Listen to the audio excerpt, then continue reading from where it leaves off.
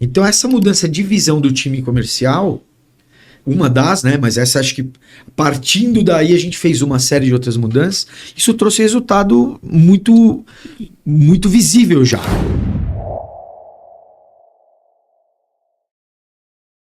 Essa é uma história boa, porque ao longo do ano, só o ajuste processual de vendas, a gente está conseguindo, com um esforço de time, de equipe, de folha muito menor, resultados melhores que a gente estava atingindo com 5, 6 vendedores. Exatamente. Só de ajuste. Qual que é a mágica, né? Você fala assim...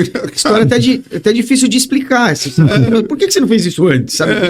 Aí vem aquele negócio que é assim, ó, sempre foi assim, então vamos manter. Agora você fala, cara, não dá pra fazer uma coisa diferente? Dá. O quê? Isso aqui, ó, puf. Isso é o jeito Elon Musk de pensar. Hã? Não, que o Elon Musk no livro, ele pega uma coisa, ele chega pro engenheiro e fala, vamos mudar isso aqui, e fala, não, a regulamentação não pode, sempre foi assim. Gustavo Caetano falou sobre isso também. Aí fala, cara, tô nem aí, faz diferente, vamos achar um jeito de fazer isso aqui mais rápido, de forma mais eficiente, por um custo menor. E às vezes, para pensar fora da caixa, o que tá te limitando é uma regra. Só que quem que tá falando que essa regra tem que ser assim? Às vezes, no caso do Elon Musk, ele muda uma coisa, ele chega lá pro FDA ou pro governo e você fala, cara, eu mudei, e aí a pessoa fala, tá bom. E não faz sentido a regra. Mas a regra limita. Você tá falando da NASA, né? Que ele tinha lá para fazer um foguete, tinha um... SpaceX. Não, para fazer os foguetes, a NASA tinha uma lista de especificação. E quando ele começou a SpaceX, ele foi analisar as especificações de alguém que já tinha feito foguete. Aí ele começa a ver que os militares queriam aquilo porque eles queriam. O governo queria a especificação porque queriam. Eu falei assim, cara, a gente é uma empresa privada. Os militares, nem o governo, não tem nada a ver com isso aqui. Então, assim, tudo que... eu vi uma frase, eu tô bem nessa parte do livro, inclusive. Aí ele falou, tudo que a física não permitir, a gente não faz. O resto, a gente questiona.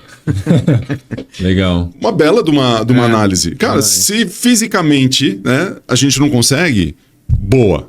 Ok, me convenceu, não precisa, só me fala qual que é o dado ali. Agora, você precisa de 3 centímetros, 4 centímetros no negócio, uma matéria que vai, não sei o que, porque a NASA, porque alguém pediu.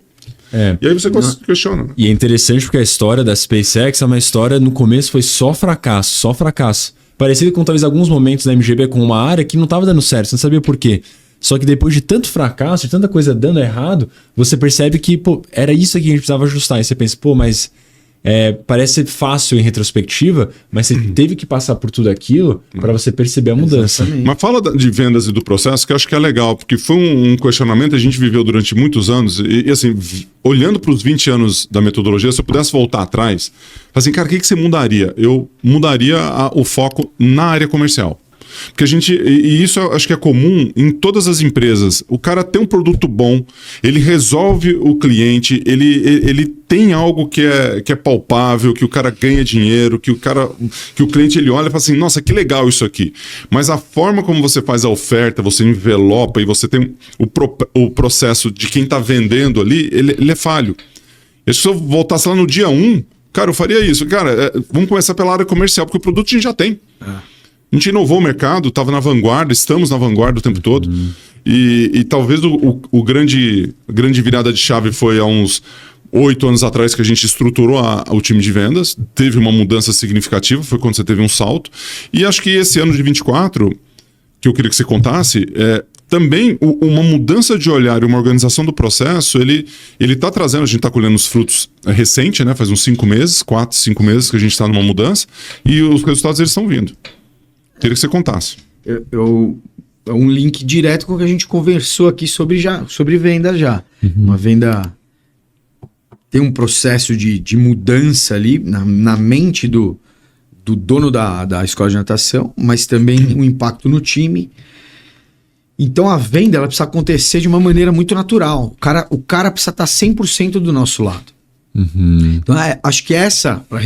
Né? Se fosse resumir a mudança de visão, foi essa. Então, a venda ela tem que acontecer com tranquilidade. O vendedor não pode estar... a gente não pode encurralar. A gente teve ótimos vendedores na história da metodologia. A questão não era a capacidade de vender, mas era a forma de vender. Né? Então, vamos olhar para a forma de vender. Se o cliente ali, o prospect não está pronto... A gente traz de volta, retrocede uma etapa e aquece esse cara. Faz outras entregas para que ele realmente veja valor e embarque nessa jornada com a metodologia para ficar aos 8 anos.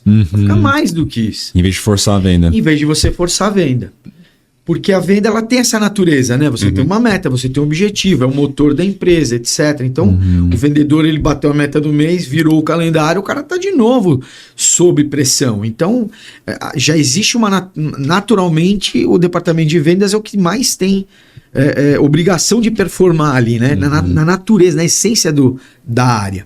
Então, se você ainda coloca, se o vendedor transfere isso para o prospect ali, no nosso caso especificamente, a gente percebia que o tempo de vida era menor, os ruídos eram maiores, o cara tinha uma resistência maior do time, porque o gestor tem que estar do nosso lado para convencer o time dele a entrar. Então essa mudança de visão do time comercial, uma das, né? Mas essa acho que partindo daí a gente fez uma série de outras mudanças.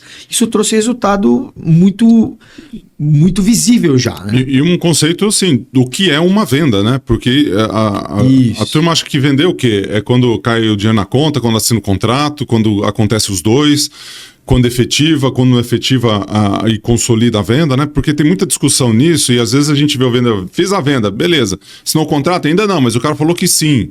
E aí ele deposita o dinheiro, mas não tem o contrato, ou seja, pode voltar atrás. Aí essas coisas de processuais, né, eles acabam atrapalhando um pouco e bagunçando a mente do próprio vendedor e bagunçando as contas da empresa. Então, na metodologia especificamente, né, a gente fazia uma venda hoje, batia o sino, toca o sino, e aí essa venda vai cair só daqui 4 meses. Não tem problema essa venda se consolidar daqui a 4 meses, mas você precisa de um tempo de trabalho, você fala muito disso, né? O que a gente vai fazer nesses próximos 4 meses? E não foi uma venda efetivada. Durante esses 4 meses, muita coisa pode acontecer. Exatamente. Ou seja, a gente vai contar essa venda só lá em março. Aí o vendedor que está hoje aqui, né, em janeiro ou está em dezembro vendendo, ele fala assim, pô, e minha comissão? Vai esperar. E para o vendedor pode ser muito duro isso. Esperar essa conta cair. Porque ele acha que já vendeu. Mas, na verdade, para a empresa, quando que vai ser efetivado isso? Eu acho que tem que explicar isso para o pessoal que está escutando, que a diferença entre você vender qual é o nome da primeira? Ativação? Ativação e o... E a venda em si. E também tem uma diferença, é bom esclarecer, a análise de competência e caixa, né? Porque o que impacta dentro da empresa, na metodologia em si, na MGB, a gente é uma empresa onde a venda ela acontece e o cliente ele é recorrente. Sim. Então, quando ele assina um contrato de 12 meses, no momento que ele ativa, ele tem 12 meses de contrato sendo pagos.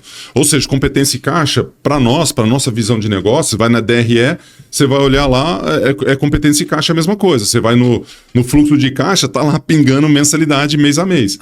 Então, quando você tem isso, a ativação, no nosso caso, quando ele paga a primeira mensalidade, que depois vão vir 12 diante do contrato, é o mais importante como venda. Não é um contrato que eu assino de 5 milhões de reais e o cara vai pagar... Mês que vem ele vai pagar 10%, depois daqui um ano ele vai pagar 50%, depois ele vai pagar os 40% lá na frente. Não funciona assim. E você emite a nota fiscal do valor total e aí você lança na sua competência. Para nós não tem esse formato. Então, independentemente do formato que uma empresa ou que a indústria utiliza de emissão de nota fiscal, que normalmente é quando vai para o DRE, né? Emite a nota fiscal, lança. E efetivou ali o negócio. A gente tem a recorrência. Então, para quem tem recorrência ou para quem tem o fluxo que vai do mês a mês, esse é o melhor modelo que a gente... E a recorrência é anual, paga mensal, né? O contrato ele é anual e a recorrência ela é mensal.